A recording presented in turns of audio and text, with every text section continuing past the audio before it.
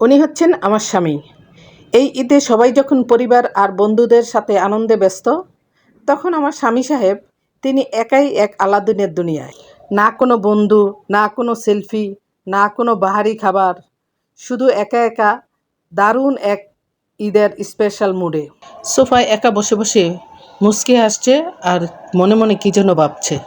তবে ঠিকই আছে, ওর এই একটুখানি হাসিই তো আমার পুরো ঈদের খুশি হয়ে যায়।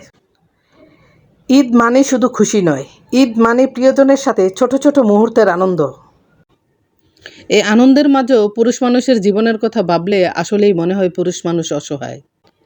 এরা সবসময় ছাত্রই থেকে যায়, কারণ অনেক সময় মা মনে করেন বউ শিখিয়েছে, বউ মনে করেন মা শিখিয়েছে।